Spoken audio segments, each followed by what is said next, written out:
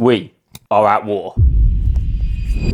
And that's the war with the neighbours. And this is all over the party wall agreement. So as you know, we're developing an 8-bedroom HMO. And the neighbours fucking hate us already. We've been trying to sort some stuff out, trying to take down the chimneys, and they do not like what we're doing next door. Been causing loads of issues, and we're going to be taking you through in this video how we're getting over them, what's going on at the development, and why we're currently 8 days behind schedule.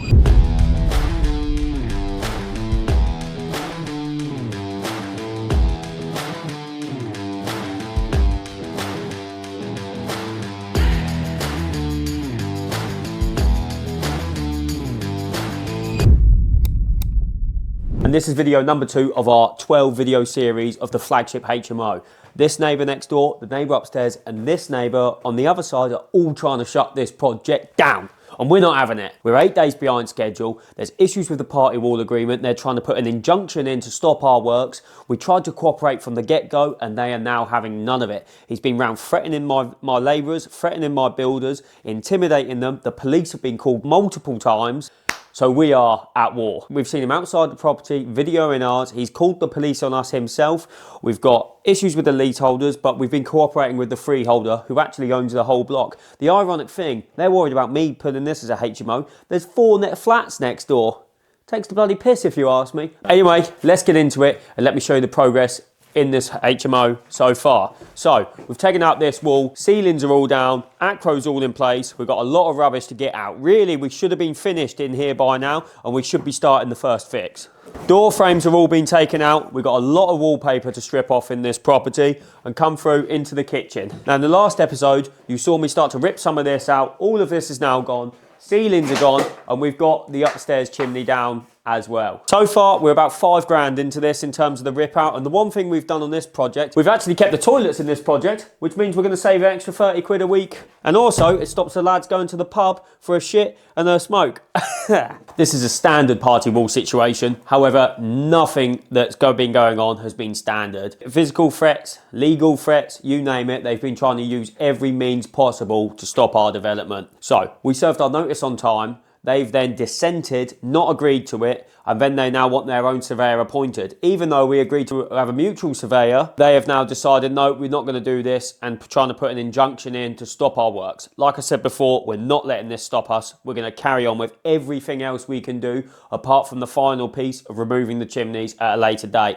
This is potentially going to cause 2 to 4 weeks, and as you know on this project is costing me about 5 grand a month in interest. So we need to be heavy on the pedal to getting this project finished on time and on budget. If the neighbours cause any more delays, this could cost us another 20 to 30,000 pounds, which then doesn't align with our business model. Our business model is high-end HMOs, the flagship HMO to good tenants who will benefit the community. However, if we're not able to get on time, this will screw up the budget and the long-term plan. We might have to look at alternative measures such as temporary accommodation, such as social housing HMOs. You know, all of the ones that get a bad name, this might end up being the option. That's not our business model, but we have to then look at the balance sheet and go, well, if we can't crack on and do it to the high-end spec that we need, maybe we just need to get in and out 8 weeks and pass it off to a social housing provider. And this is the reality. We're trying to do the right thing. We're trying to do high-end HMOs which provide good quality, affordable accommodation to people who need it the most, and we're getting met with the elbow. What should we do in this situation? Should we plough on with the high-end HMO,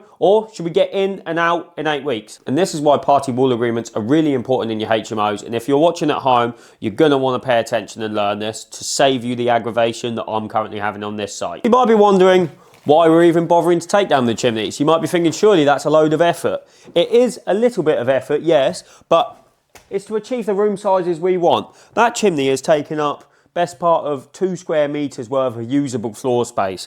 Now, we want to try and always supersede the maximum minimum requirement. So we want all of our bedrooms to be over 10 square meters. This really helps in longevity and keeping your tenants in the same room and reducing void periods. Overall tenant satisfaction is much nicer with the chimneys out. It also stops maintenance issues long time if you remove them from the ridge line and a potential leak later down the line. With party walls, you need your neighbours' cooperation operation. You need to serve your notice ahead of time, 2 months for major works. If they dissent and do not respond within 14 days, you must appoint a surveyor for them. And this can get expensive. That's why it's always best to speak to your neighbour way ahead of time, which was our mistake on this project. We probably should have started this process 4 months ago and this all would have been put to bed. But with the issues with how the deal was going, that we didn't know whether we were going to buy it, I thought I'm not spending any more money on any surveyors or any more bullshit, which is just going to go to waste. So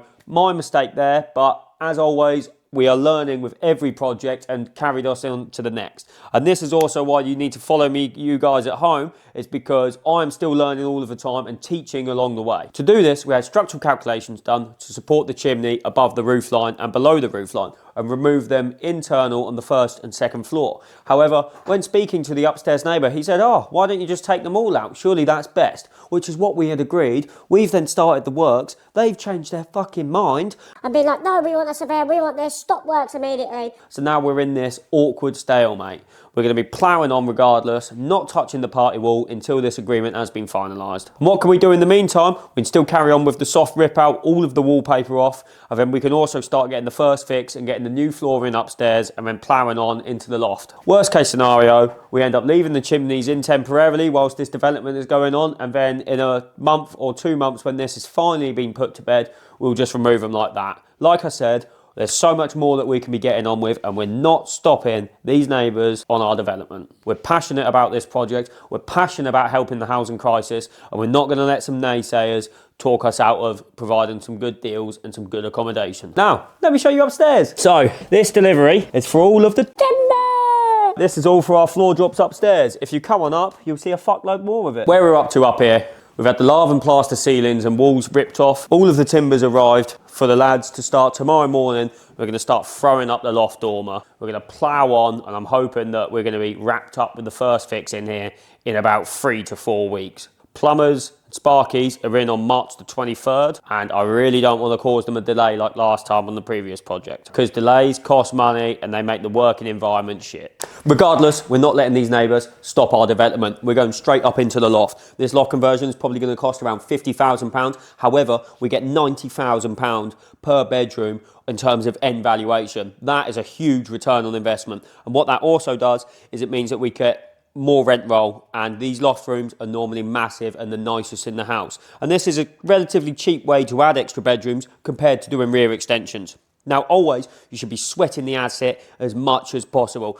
It's only on the day one that you get to spend this amount of money and turn it around. If you then refurbed it and go, oh, we've left money on the table, we could have got another bedroom in here, you've shot yourself in the foot long term. So on the front end, do as much as possible, make it the best investment you possibly can. So with this loft conversion, this is all done under permitted development. Where we are not in a conservation area, we can do a loft conversion up to 40 cubic metres without needing full planning permission. So this is one of the easiest, fast ways to crack on with HMOs. If you're not in Article 4, you don't need planning permission to go to 6 people. So you can do a loft conversion, 6 people LDC, or you can do a change of use with a permitted development loft conversion, a permitted development change of use for an LDC C3 to C4 HMO without the need for planning permission. This means as soon as you get the keys to this project, you can start works immediately. And this is one of the great things about investing outside of Article 4. We'll touch on Article 4 later on in some of the other videos when we talk about location, locality, and where's best to invest in your own HMO. So how are we going to do this loft conversion? First things first,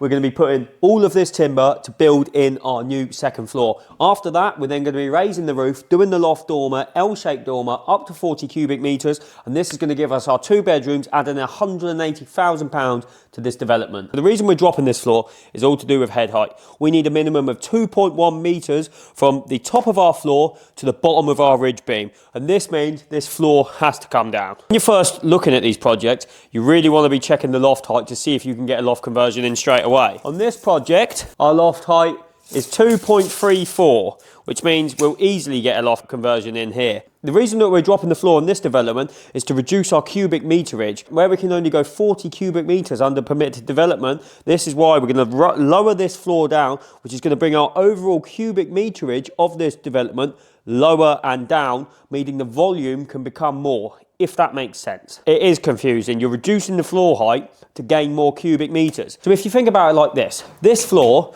drops down. That means our overall ceiling height comes down in the top as well. So when we're talking cubic meter of volume of the loft conversion, it is reduced. It sounds a little bit stupid that you're reducing the ceiling height and increasing your volume, but you're actually reducing it in terms of planning law, which is very important for HMOs under PD.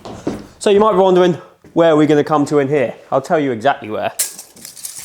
Our finished floor height is going to be there. So this development is going to be coming down around about 300 millimeters, which 300 millimeters by 10 by 3, probably looking at around 4 or 5 cubic meters that we're going to be decreasing the overall loft size by doing that. Which means we can go all the way to the back of the property. So we're gaining size, but reducing it in size. It's a little bit confusing, to be honest, but it works. Honest thoughts of Reuben, it's been frustrating, it's been annoying. Part of me wishes I didn't even fucking buy this property. There were so many issues to start with, so many issues getting started in the development, the legals, buying it, investors pulling out, banks, valuations, the seller pulling out, and now all the issues with the neighbour and the party wall. I just feel like it was a sign not to buy this. However, I'm hoping that with perseverance, we will turn this property into the flagship, and this will be an asset that's going to pay us for life.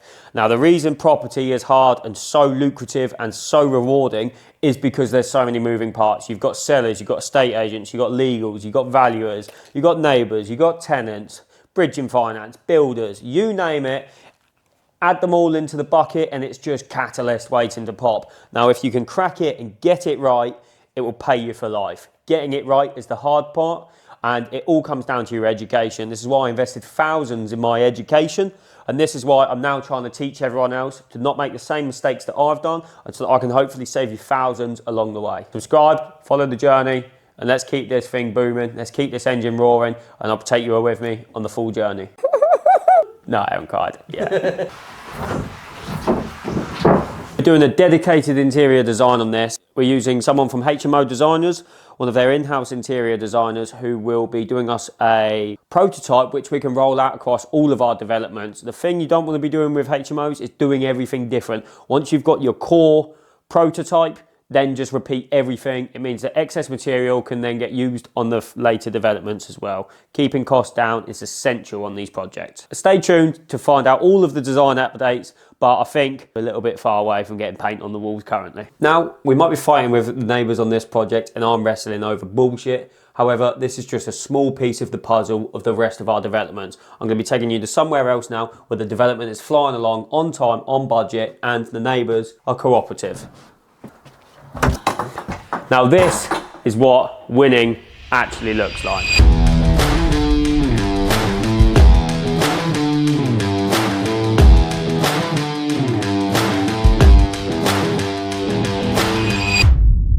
We're fully plastered, the kitchen's going in, the painter is coming in on Monday, and we're about to push this development along. We're on track for our 3 to 4 month turnaround on this project. We're on budget, we're on time. The neighbours have been cooperating, everything's going smoothly. So this project isn't far away from being finished. We've got the kitchen going in, the paint coming in on Monday, and this is the importance of having multiple projects on the go at one time. With doing property BRR, it is slow and it takes quite a lot of funds. But it will take you 2 months to find a deal, 2 months to complete on it. This is why you need multiple deals going on at the same time if you want to scale at the rate we are scaling. It's good to use different pools of money from different investors or with your own capital if you've got it. You need multiple projects running at the same time if you want to scale how we're planning to scale. Now this is how most investors do it, is they buy one property at a time and then it takes them 5 years to do 5 BRRs. We're buying 3 properties at a time, 3 under refurb, 3 under offer, 2 going through refinance as we speak, and this is how we're going to hit our 10 million portfolio in 2 years. The best part about us is we diversify. We've got a couple of single lets, a couple of social housings, quite a few HMOs. We're not over leveraged in one area. If the market changes, if there's uncertainty in the economy, we can switch some of these properties onto single lets or turn them into HMOs. This property had the benefit of being able to be a HMO, single let, social housing or a serviced accommodation, and that's why this was a no-brainer. But that isn't even the best news this week, because we are about to refinance Heartlands, which is our 5-bed HMO that we've done in the centre of the high street. That isn't even the best news this week. And in 2 weeks, Heartlands, the 5-bed, will be refinanced. We're going to get 130 grand back from the bank, and now we can plough this into the next deal, which I'm hoping is actually going to be just down the road. Now, when doing BRR, you've got to keep recycling that capital and keep deploying it and moving it. One deal will fund the next, which will fund the next, which will fund the next. And that is how you scale rapidly. So this project's going well. Burnham's almost finished. Let's get back to the war at Archers Road, and episode 3, we're going to be diving deep, planning, legislation, loft conversions, build schedules, and everything else that's important when doing a full HMO development. Thank you very much for watching.